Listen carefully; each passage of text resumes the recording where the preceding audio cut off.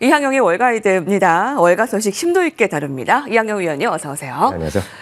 시장이 며칠째 별다른 변수 없는 상황에서 혼조세를 보이고 있습니다.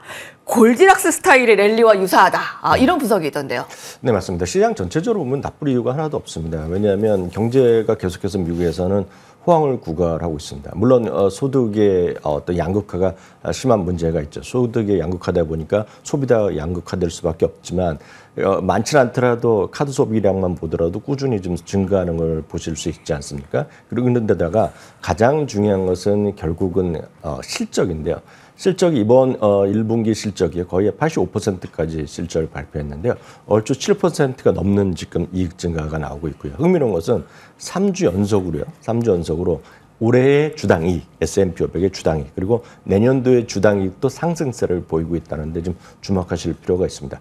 다만 이제 유일한 변수가 있다면 금리의 변수가 있겠죠. 네. 금리가 이제 우리 지난번에 FOMC에서 점도표 발표할 때는 여전히 올해 3번의 금리 인하를 예상했었지만 지금은 많은 사람들이 해봤자 한 번 내지 2번 정도로 낮춰져 있거든요. 그렇기 때문에 이제 오늘 밤부터 발표될 가장 중요한 인플레이션의 지표, 그러니까 PPI와 CPI 발표가 시장에서의 뭔가 좀 시장을 뒤에 올라가는 것을 막고 있는 사람들이 바로 그들이라고 보고 있습니다. 그리고 이제 이번 주 말에 나올 그 목금에 계속해서 나올 때 또 소매 판매까지 나오기 때문에 그런 것들이 여전히 시장에서의 어떤 추가적인 상승을 막거나 아니면 주가의 조정을 일으킬 수 있는 그런 범주의 시장이 전체 좀 이어지고 있다라고 이해하시면 되겠습니다.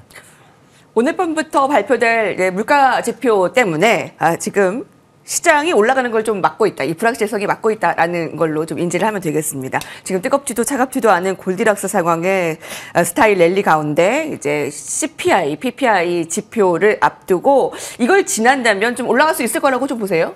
좀 올라갈 수 있다고 좀 봐야 되죠. 늘 말씀드리지만 금리 분석 가장 중요하겠지만 역시 실적이 계속 올라가니까 주가는 좀 우상향할 수 있겠죠.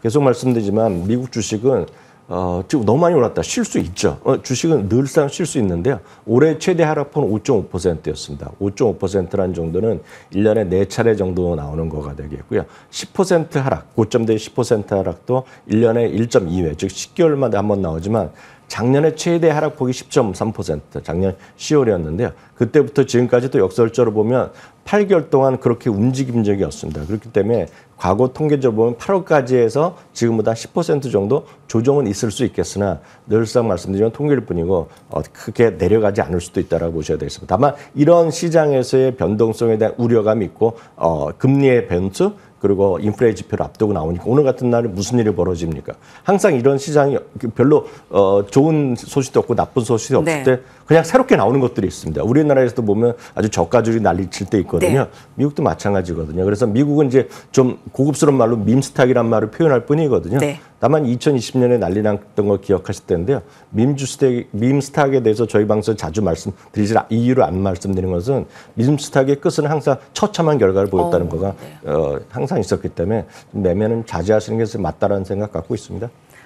시장이 지루하고 좀 지지부진하다라고 생각이 되자 긴장을 줍니다. 대표적인 밈 주식이 오늘 게임스톱의 주가가 100% 장중에 폭등을 하자 숏 포지션을 냈던 주가 투자자들은 약 1조 원 이상 잃은 것으로 추정이 되는데 변주 없는 시장의 이런 밈 주식 열풍은 결국에 마지막은 좀 처참하다. 네, 이런 것일 뿐이다. 지금 지루한 시장에 이런 긴장감을 주는 것뿐이다라고 살펴보시면 되겠습니다. 자, 물가 지표 발표 이후에 시장은 변동성은 있을지언정 위로, 웃 방향으로 좀 얘기를 하고 있습니다. 자, 오늘의 인사이트 살펴보도록 하겠습니다.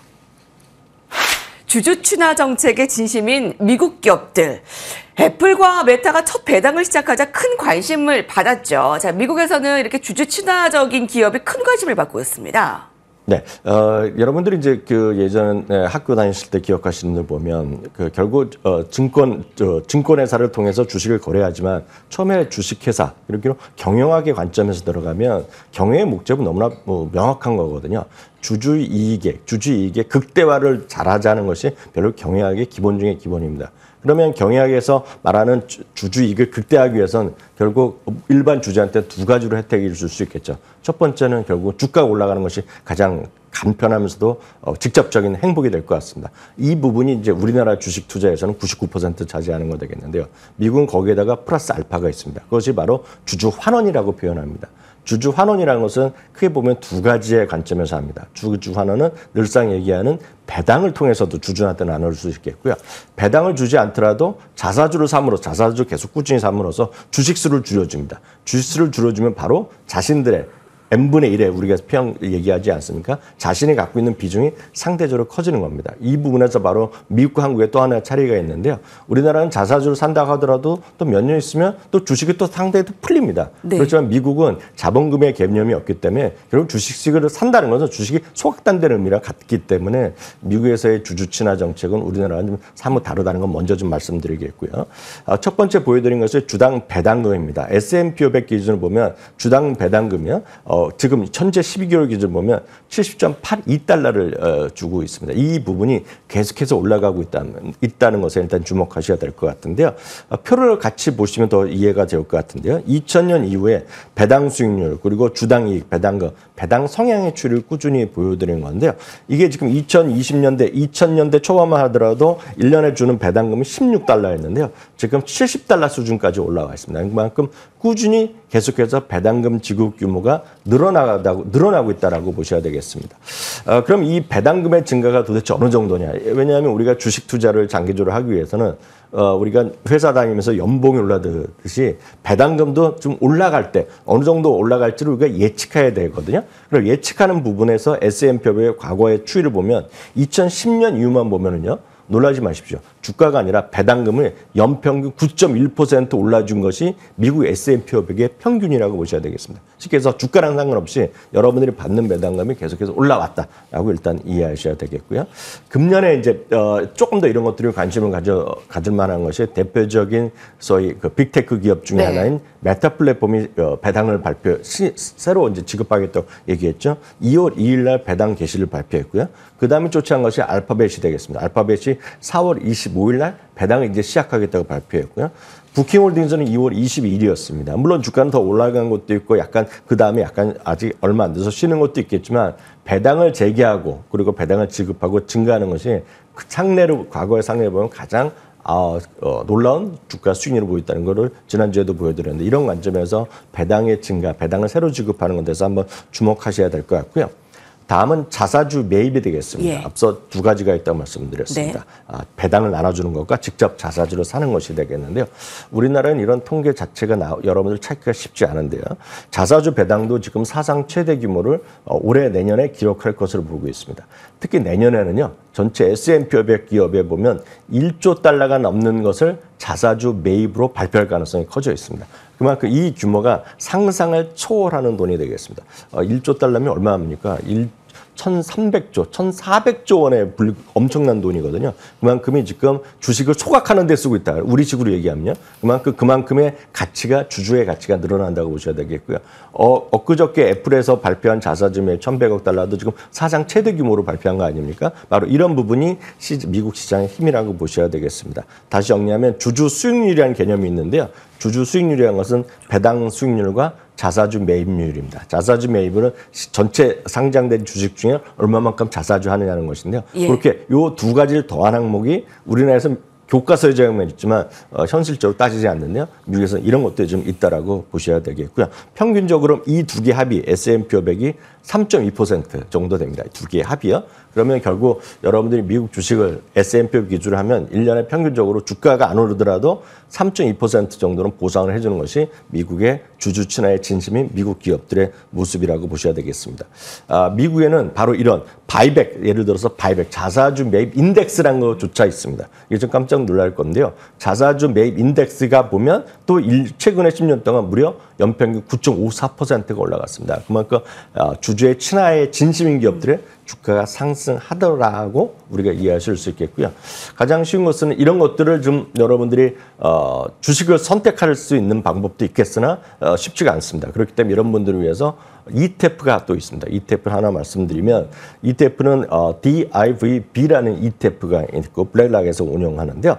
자사주 매입하는 기업 혹은 배당의 진심 기업들만 모아놔서 주식 투자하시는 건데요. 이게 주가는 한 주에 44달러, ETF 44달러. 한국 돈을 보면 한 5만 5천, 6만 원치 안 되는 돈인데요. 여기에 속해 있는 기업들이 이들 기업인데 한결같이 우량하고 좋은 기업들만 구성되어 있고 주가는 사상 최고가 수준이라는 것만 기억하시면 되겠습니다. 네. 주목하시는 건가요? 추천하시는 건가요? 추천은 각자 판단하셔야 예, 예. 되겠지만 이런 주식이 바로 미국 기업의 힘이다라고 이해하시면 되겠습니다. 예, 배당과 자사주, 주주 친화적인 기업 미국은 좀 더 주목이 되고요. 특히 좀 종목 고르기가 어렵다 하시는 분들은 이런 ETF 자사주 매입과 배당 진심인 기업에 이제 투자하는 것도 좀 탄탄하다라고 볼 수 있습니다. 그리고 미국 기업의 뒷받침이 잘 되고 있고요. 자, 그러면 조금 더 구체적으로 들어가 볼까요? 오늘 월가의 헤드라인 살펴보도록 하겠습니다.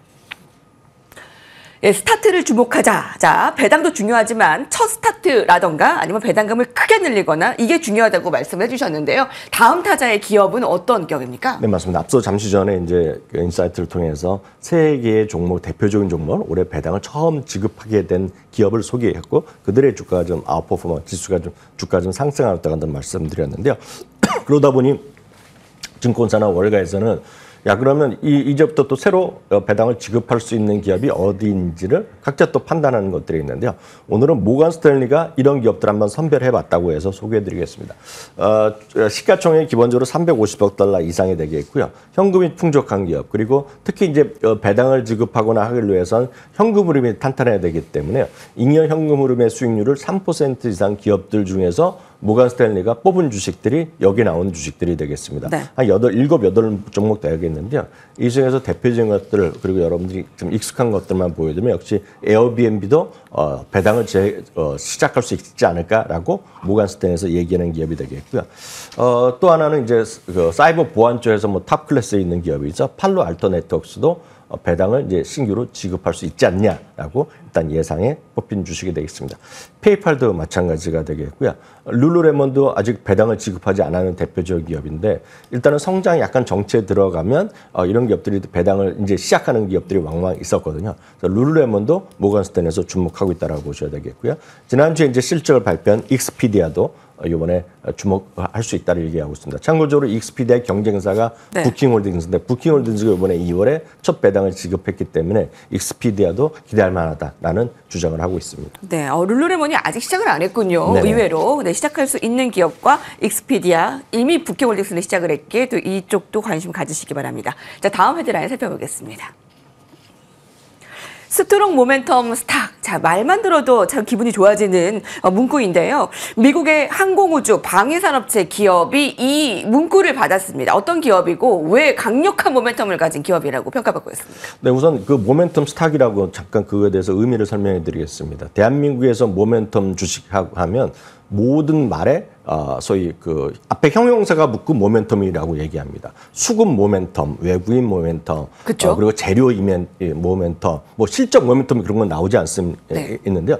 뭐 미국 주식에서는 그런 표현을 쓰지 않습니다. 미국 주식에서 모멘텀 스탁할 때는 앞에 특별한 말이 설명이 있지 않는 한은 모멘텀은 주가가 우상향하고 있는 그런 것을 우리가 모멘텀이 있다라고 얘기를 하고 있는데 그런 대표적인 것들을 그래서 꾸준히 우상향하거나 사상 최고가를 가고 있는 것을 우리가 그렇게 얘기하고 있는데요. 그런 관점에서 지금 미국에서 있는 기업 중에서 방위산업 업체 중에서 시가총액 가장 큰 레이션 테크놀로지, 과거의 레이션 테크놀로지고요. 이름이 2024년 아주 간단하게 공식 이름을 RTX로 바꿔놨습니다. 여튼 레이션 테크놀로지가 오늘 모멘텀스라고 뽑혀 있는데요. 1922년에 창립됐고요. 항공기 엔진, 방공 시스템, 그리고 위성, 드론, 그리고 다양한 그 전투기 사업에 같이 협업을 다 하는 그런 대표적인 기업이 되겠습니다. 2021년 기준으로 전체 기준으로 보면 미국에 납품하는 방위산업 업체 중에서는 납품 규모나 이런 것들은 1위라고 보셔야 되겠고요. 전 세계 지금 글로벌 방위산업이 꾸준히 성장하고 있다는, 물론 이 방위산업이 갑자기 초고속 성장하는 건 아니지만 꾸준히 우상향하고 있기 때문에 이게 방어적 산업, 그 방위 산업인 것뿐만 아니라 방어적 스타일의 주식으로 항상 뽑히는 것이 바로 이런 주식들이라고 보셔야 되겠습니다. 2023년 기준으로요, 글로벌 방위 산업 시장은 6.8%가 성장하겠고요. 이 회사의 1분기 실적도 나름 깜짝 실적을 계속했다라고 보셔야 되겠습니다. 2020년 이후에 한 번도 빠짐없이 주당 이익을 그 이상을 발표한 기업이 되겠고요. 월가의 최근에 투자 의견만 보더라도 상당히 긍정적인 의견, 그리고 금년도로 단 한 곳도 예외 없이 목표 주가 올린 우량한 기업이라는 것도 참고하시면 좋겠습니다. 월가가 주목하는 스트롱 모멘텀 스타 한 가지 살펴봤습니다. 우상향 주목됩니다. 자, 다음 헤드라인입니다. 2025년 AI 칩 출시, 바로 암홀딩스입니다. 2025 AI 자체 칩 출시를 준비하고 있다는 소식에 관심이 들썩입니다. 엔비디아가 장악하고 있는 시장에 어떻게 확장될지 되게 궁금한데요. 오늘 주가가 8%가량 급등했습니다. 네, 맞습니다. 지난 주말과 월요일 거쳐서 미국 날짜로 보면 니온 게이자이드 나왔고, 그 다음에 블룸버그, 마켓워치에서 등등해서 수많은 기사가 쏟아지고 있습니다. 아시다시피 ARM 홀딩스는 이제 기본적으로 영국에 있는 회사지만 손정희가 인수해갖고 그 대표 대주주로 있는 바로 그 기업이 되겠고요.